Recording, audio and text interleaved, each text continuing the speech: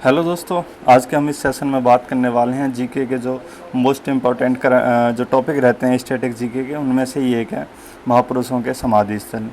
आपने देखा होगा जो पिछले कई एग्ज़ाम, जैसे आपने प्रीवियस एग्ज़ाम देखे हों किसी के उनके पेपर, तो आपने पाया होगा कि इससे एक ना एक क्वेश्चन एग्ज़ाम में ज़्यादातर पूछा जाता है कि ये जो समाधि स्थल है ये किस राजनेता से संबंधित है। जो ज़्यादातर जो प्रधानमंत्री रहे हैं कुछ इम्पोर्टेंट महत्वपूर्ण, तो उनके जो समाधि स्थल हैं उनको कुछ ना कुछ नाम दे दिया जाता है उनके कार्य के हिसाब से। तो उन्हीं को आज हम यहाँ पे डिस्कस करने वाले हैं और इसकी यहाँ पे एक ट्रिक भी बताई जा रही है जिससे आप इसको आसानी से याद रख सकते हैं। हालांकि जब आप इसको अच्छे से समझेंगे तो इस ट्रिक की भी कोई ख़ास ज़रूरत नहीं पड़ेगी, आप बस इसको डीपली थोड़ा समझेंगे, क्योंकि हम इसके बारे में लास्ट में स्टोरी वाइज भी डिस्कस करने वाले हैं। पहले हम इसे एग्ज़ाम पॉइंट ऑफ व्यू से एज लाइक ए फैक्ट इसको समझेंगे, लेकिन उसके बाद में हम इसको थोड़ा डीप में और स्टोरी वाइज भी समझेंगे। तो बस अब वीडियो के अंत तक बने रहें। तो शुरुआत करते हैं। तो सबसे पहले ट्रिक ही देख लो। तो ट्रिक है कि इंद्र की शक्ति, जग में समता, वीर है राजीव, लाल विजय, बापू करे राज, चाचा रहे शांत, मेरी अभय चौधरी। तो ये टोटल ट्रिक है। आप इस ट्रिक को एक बार माइंड में रख सकते हैं, बट जहाँ तक मेरा मानना है कि ट्रिक लंबे टाइम तक काम नहीं करती हैं।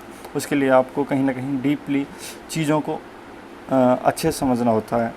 ये ट्रिक शॉर्टली टाइम के लिए काम कर सकती हैं, फिर भी मैंने यहाँ पे आपके लिए ये ट्रिक दी है। तो चलो देखते हैं एक एक करके।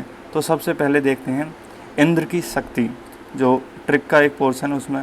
तो जो शक्ति स्थल है मेन, वो इंदिरा गांधी का समाधि स्थल है। कि क्या? शक्ति स्थल। तो अगर एग्ज़ाम में पूछा जाए शक्ति स्थल संबंधित है तो किससे है? वो इंदिरा गांधी से।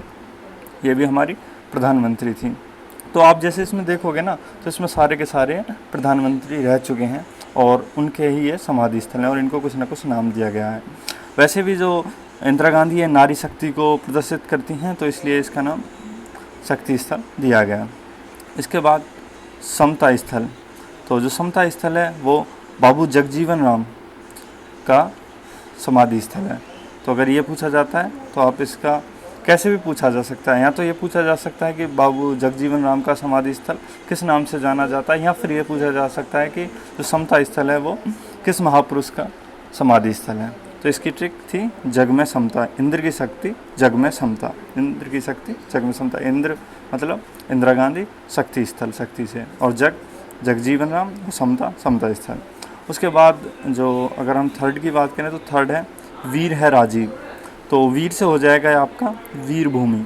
तो जो वीर भूमि नामक समाधि स्थल है वो किससे संबंधित है? तो ये संबंधित है राजीव गांधी, जो एक यंगेस्ट प्राइम मिनिस्टर बने थे इंडिया के, ये उनसे संबंधित है। और इसके बाद नेक्स्ट देखते हैं 4 नंबर। तो ये है लाल विजय। ये ट्रिक है लाल विजय। तो इसमें जो लाल है तो वो संबंधित है लाल बहादुर शास्त्री, जो कि एक बहुत ही फेमस प्रधानमंत्री रहे थे। तो जो उनका समाधि स्थल है वो विजय घाट के नाम से जाना जाता है। तो अगर पूछा जाता है विजय घाट किस महापुरुष की समाधि स्थल संबंधित है, तो आपका आंसर होगा लाल बहादुर शास्त्री, लाल विजय। तो लाल से लाल बहादुर शास्त्री और विजय से विजय घाट। बापू करे राज। तो जो बापू करे राज है, इसमें क्या है कि जो राज है वो राजघाट, और बापू मतलब महात्मा गांधी। तो आप इसको तो आसानी से समझ ही जाएंगे। तो राजघाट जो है वो महात्मा गांधी से संबंधित है। और इसके बाद नंबर 6 देखते हैं चाचा रहे शांत। तो शांतिवन, जो शांत है इसका संबंध है शांतिवन से। और चाचा, तो चाचा कौन थे? जवाहरलाल नेहरू, उनको चाचा के नाम से भी जाना जाता था। तो जो शांतिवन है वो जवाहरलाल नेहरू का समाधि स्थल है। इसके बाद 7 नंबर को देखते हैं। 7 नंबर मेरी अभय। तो अभय इसमें संबंधित है अभय घाट से, और मेरी मतलब मुरारजी देसाई, ये भी हमारे प्रधानमंत्री थे। तो अगर पूछा जाता है मुरारजी देसाई का समाधि स्थल को किस नाम से जाना जाता है, तो आपका जो आंसर होगा वो होगा अभय घाट। इसके बाद नेक्स्ट देखते हैं 8 नंबर। 8 नंबर है चौधरी किसान। वैसे तो इसको तो सब आसानी से कर ही देंगे, क्योंकि जो किसान हैं तो किसान से सीधा सीधा किसान घाट, और चौधरी चरण सिंह। और जहाँ तक ये सब जानते भी होंगे कि जो चौधरी चरण सिंह थे वो किसानों के एक फेमस नेता थे। तो इसी वजह से जो किसान घाट है वो चौधरी चरण सिंह का समाधि स्थल है। तो ये तो हो गया एक शॉर्ट में फैक्ट वाइज जो मेरे को आपको बताना था एग्ज़ाम के पॉइंट ऑफ व्यू से, डायरेक्ट अगर फैक्ट के रूप में आप मेमोराइज़ करना चाहते हैं। और इसके अलावा भी मैंने थोड़ा इसको स्टोरी वाइज भी यहाँ पे समराइज़ किया है, जैसे राजघाट महात्मा गांधी का समाधि स्थल। तो ये जो राजघाट है ये दिल्ली में यमुना नदी के किनारे स्थित है और यहाँ महात्मा गांधी जी की समाधि है। और इनकी जो गांधी जी की हत्या हुई थी वो 30 जनवरी 1948 की शाम को नई दिल्ली में स्थित बिड़ला भवन में हुई थी, जो गोली मार कर की गई थी। किसके द्वारा की गई थी वो आप कमेंट बॉक्स में बताएंगे, ठीक। इसके बाद नंबर 2 विजय घाट।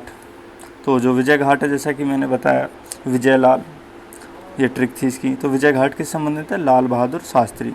इसके बारे में बताया गया कि जो लाल बहादुर शास्त्री की समाधि और ये दिल्ली के रिंग मार्ग पर पड़ने वाला एक चौराहा है।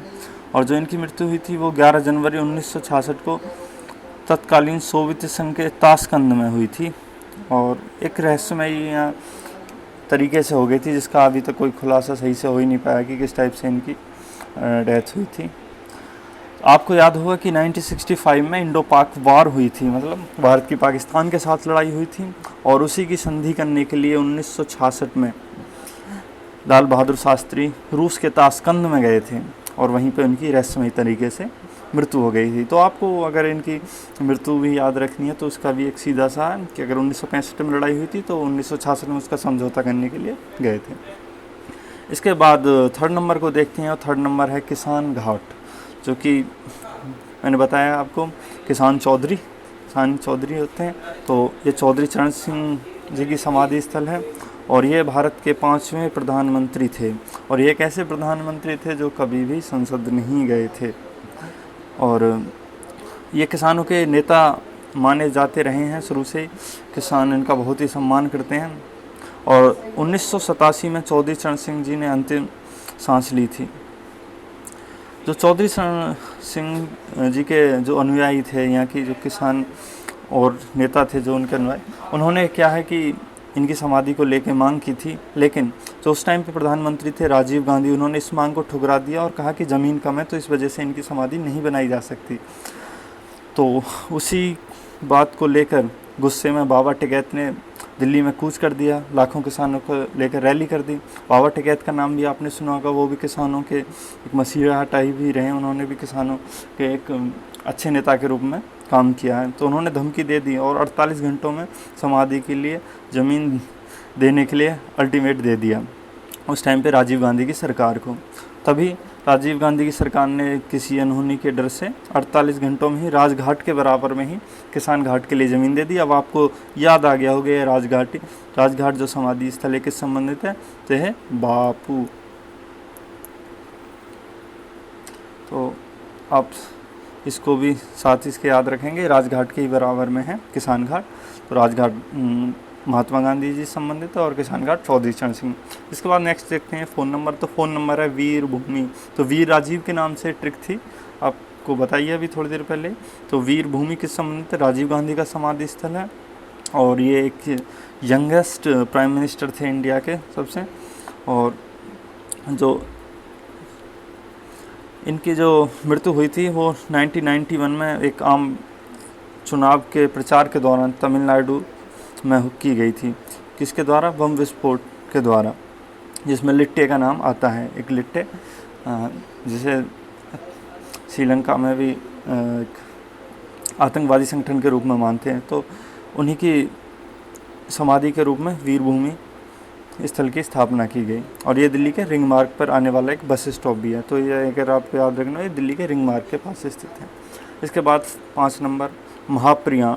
तो महाप्रियाण डॉक्टर राजेंद्र प्रसाद का समाधि स्थल है और जो डॉक्टर राजेंद्र प्रसाद है उनको भारत रत्न दिया जा चुका है।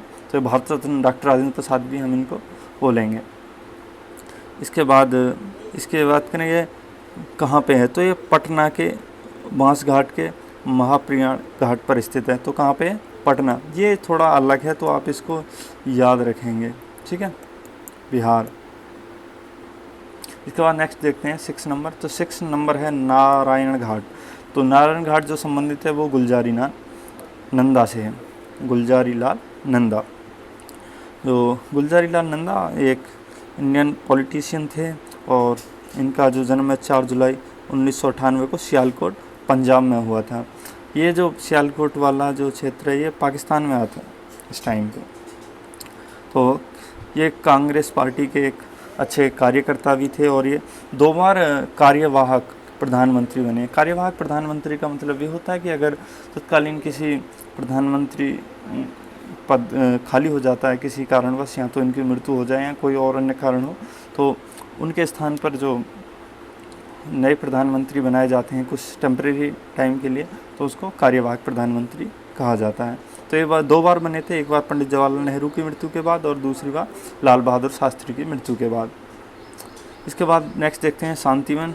तो चचा शांत वाली जो ट्रिक थी मैंने आपको बताई थी, तो शांतिवन है वो पंडित जवाहरलाल नेहरू जो कि चाचा हैं उनके समाधि स्थल से संबंधित है और यह दिल्ली में स्थित है। इसके बाद शक्ति स्थल, तो इंदिरा गांधी। नारी शक्ति, तो ये भी आपको बताया था इंदिरा शक्ति, तो ये इंदिरा गांधी का समाधि स्थल है जो शक्ति स्थल के नाम से जाना जाता है। और ये 3 बार प्रधानमंत्री रही थी और चौथी बार के कार्यकाल में उनकी हत्या कर दी गई थी। आपको याद ही होगा जो उनके सिख बॉडीगार्ड थे उन्होंने इनकी हत्या की थी। इसके बाद 9 नंबर को देखते हैं, तो 9 नंबर है कि अभय घाट। अभय घाट के संबंधित है मोरारजी देसाई, अभय मोरी, तो इसको आप याद रखेंगे। और यह स्थान अहमदाबाद गुजरात में स्थित है। तो ये मोस्टली गुजरात के एक फेमस लीडर थे जहाँ के आपके नरेंद्र मोदी हैं, तो वहीं के ये थे, आप इसको भी याद रखेंगे थोड़ा। और वे भारत के सर्वोच्च सम्मान भारत रत्न से तथा पाकिस्तान के सर्वोच्च सम्मान निशान पाकिस्तान से भी सम्मानित है। तो ये थोड़ी और अलग बात हो जाती है, तो आप इसको नोट डाउन कर लेंगे। इसके बाद 10th नंबर को देखते हैं, तो 10th नंबर है कि समता स्थल। तो समता स्थल ये बाबू जगजीवन राम की समाधि स्थल है और यह दिल्ली में स्थित है। इसके बाद 11th नंबर को देखते हैं और यह है चैत्रा भूमि। तो चैत्रा भूमि डॉक्टर BR अम्बेडकर का समाधि स्थल है और ये भारत के संविधान निर्माता के नाम से भी जाने जाते हैं। इनको भारत रत्न भी दिया गया है और यह स्थान दादर मुंबई में स्थित है। तो अगर आपको ये भी देखा जाए कि ये जो संविधान सभा में जो इनका जो चयन हुआ था वो किस क्षेत्र से हुआ था, तो वो महाराष्ट्र से हुआ था। तो आप इसको याद रखेंगे, ठीक है। ऐसी छोटी छोटी चीज़ें साथ के साथ आप तैयार करते चलेंगे, एक दूसरे को लिंक करते चलेंगे, जिससे क्या है कि आपको आसानी से चीज़ें समझ आएंगी। थैंक यू, और मुझे उम्मीद है कि ये आपको समझ आया होगा।